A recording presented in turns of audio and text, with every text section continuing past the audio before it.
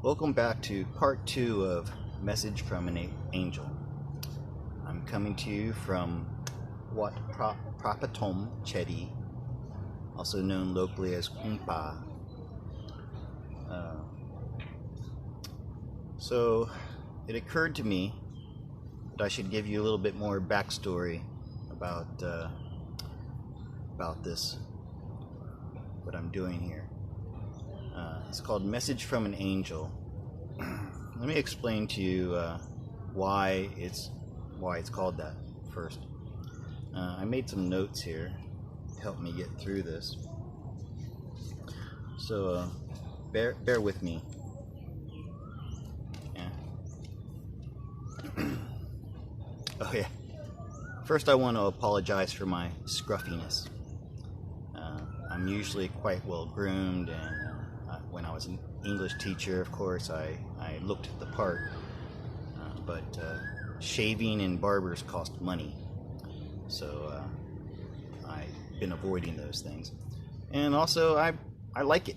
I like the scruffiness, but I did grab a pair of scissors and I tried to trim it up a little bit. Okay, and yesterday I already told you that I met and fell in love with a girl on the Appalachian Trail. I'm gonna give you a little bit more of the story about that. So this might be So this might be a long video. If you're not into sappy romance stuff, maybe you want to skip this part.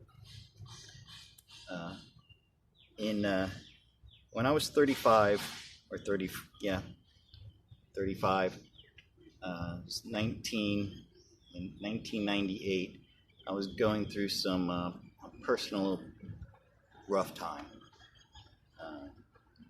I had no direction. I had no love in my life. Had no love in my life for 10 years. I had no hope of a future. I was stuck in a rut. I was running a printing press, making just barely enough to survive. I saw no end in sight to this life. Suicide was off the table. That's another story I'll get into another time, maybe. Thought about checking myself into a mental hospital, but I wasn't really crazy, and that just didn't seem to work. I also thought about just going and becoming a hermit, living in the woods somewhere. So sometime in late 1998, I decided that I was going to go do a long distance hike on the Appalachian Trail. I had already been doing hiking for about 15 years, and I had done some long hikes, 50, 100 miles, but nothing like 300 miles.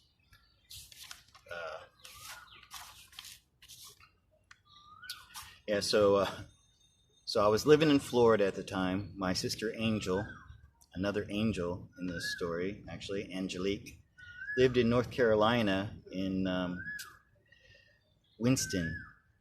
And so I quit my job and took my dog. I had a dog, and I went up to stay with her for 6 months to get away from the situation I was in. And while I was there, I was near the Appalachian Trail, so I was getting into shape. I was going up to the trail, hiking a lot,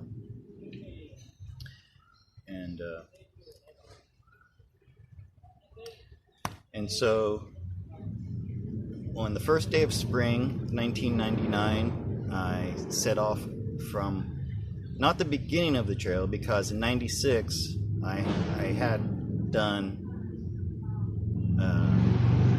I guess I forgot about this. I had done the first 300 miles from Springer Mountain to Hot Springs.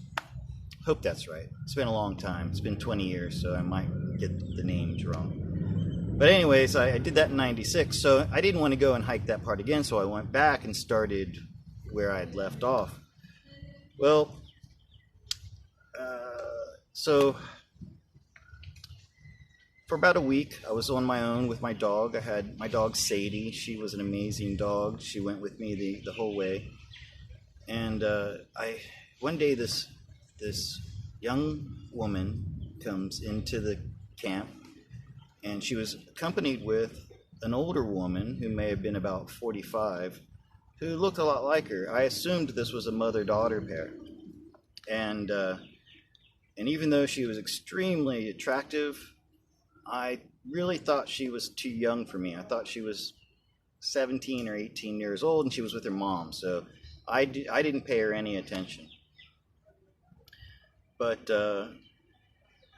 one day at a hostel, I noticed she was paying a lot of attention to me, and I thought that was really strange because I was 35, she was 25.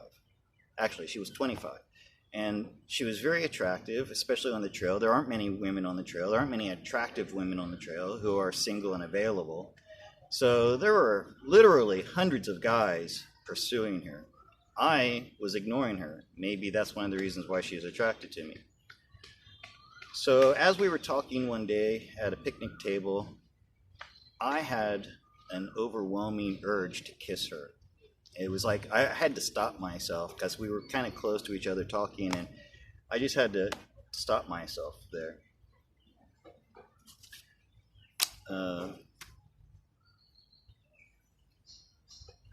So after like one day there in this hostel, we hit it off, and she was definitely flirting with me. I figured that out, and but it was time for me to go, and she was having some trouble with her feet, so she stayed there for a couple more days to try to doctor up her feet. And the next place we stopped, I want to say Damascus. Okay, if I got these names wrong, then forgive me, but the next stop was Damascus.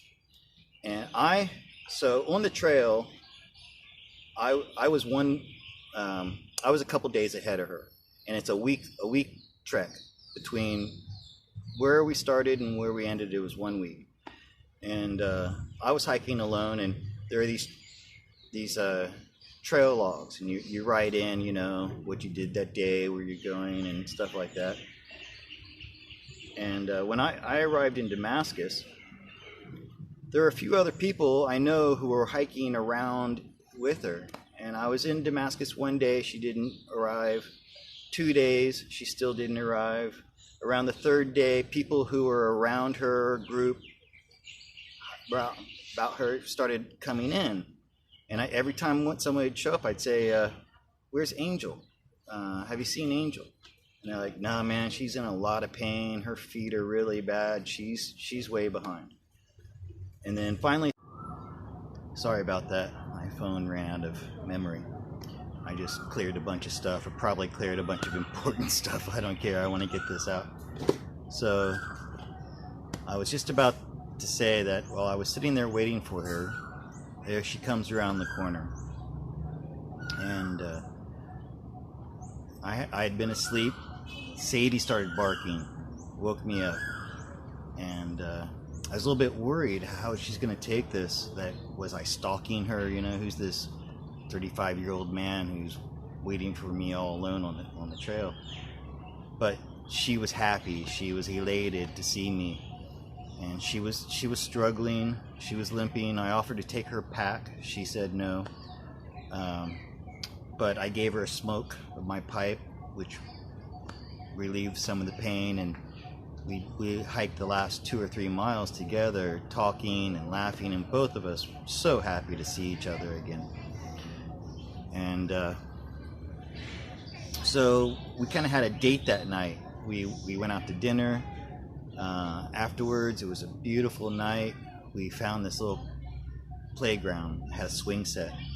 She says, oh, I love swings. And we go and we're sitting on the swings and we're talking.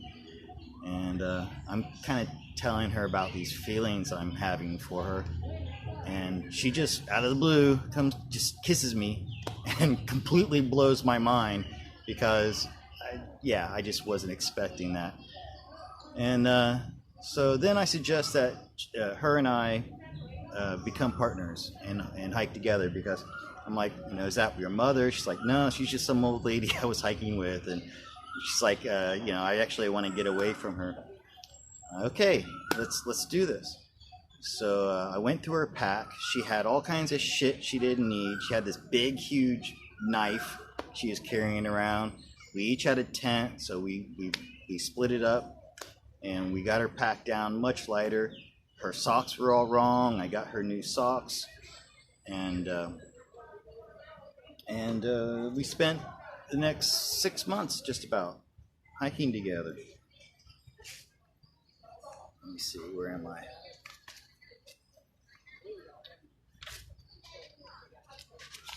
Excuse me.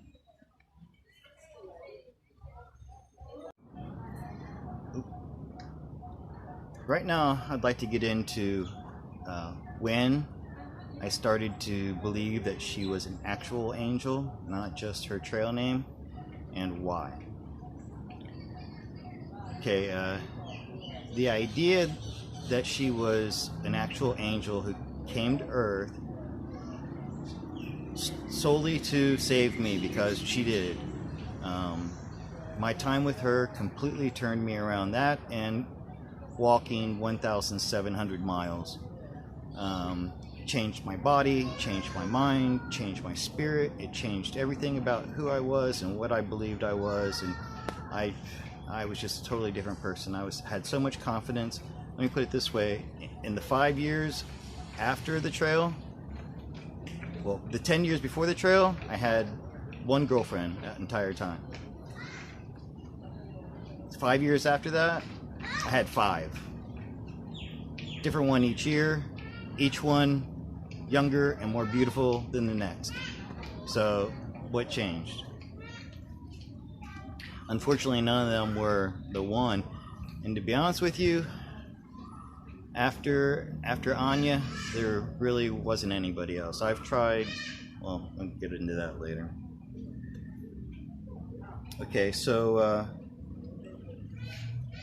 then we were corresponding through emails and stuff, and she'd gone to live in Indonesia. She had actually met and married an Indonesian guy who I call Mowgli, because he was this little dark-skinned guy, and I was jealous, of course. But one of her emails, she's like, "Scott, you have to get the fuck out of America. Come to Southeast Asia." She didn't say where. She didn't say come, to Indonesia. She's like, "You just have to do this." And so I ended up doing that through some coincidences and things that led me here to Thailand. And so I was in Thailand, and I was having fun. Lots of girlfriends, and just girls for fun. And so I really wasn't thinking about her, because after all, she was married. In the back of my mind, I knew we would be together again someday. Whether just to meet, or actually I thought we would be together. I figured the Mowgli would go away someday, and then her and I would get back together. And then on Boxing Day, or 26th of December 2004, I was in bed with a bit of a hangover, and my bed was rocking, and I was alone. So I'm like, what's this?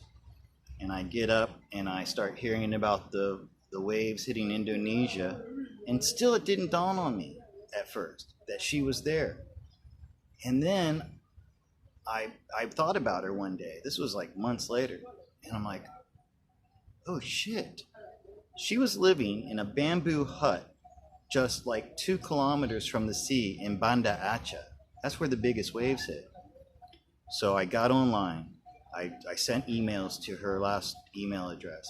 I searched for her name as far as victims. I searched and searched and searched, and then every year, every few months, for years I searched. Other people searched. I sent letters to her last known address, to her where her parents lived. She was an only child, and her parents had moved. One of the emails came back, and a woman started corresponding with me. At first, she said she was Anna, and I was so happy. I said, "Oh my God, you're alive. You're okay."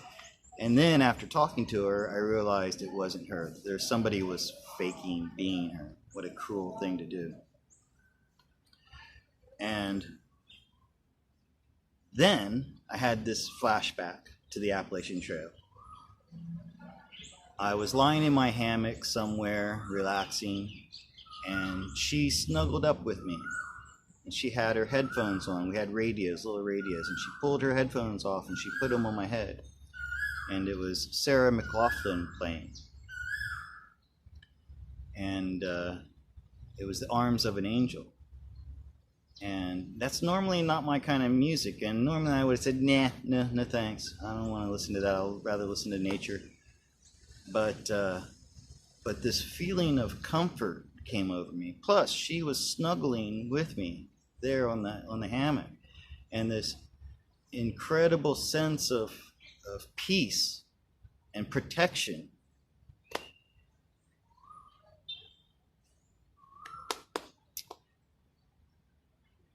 So there was that. Okay. And not only that, there were a lot of other things, okay? Her appearance. That's why she got the trail name Angel. She had long, straight, strawberry blonde hair. She had this tall, thin, sinewy body. She had an aura that drew people in. People just loved her.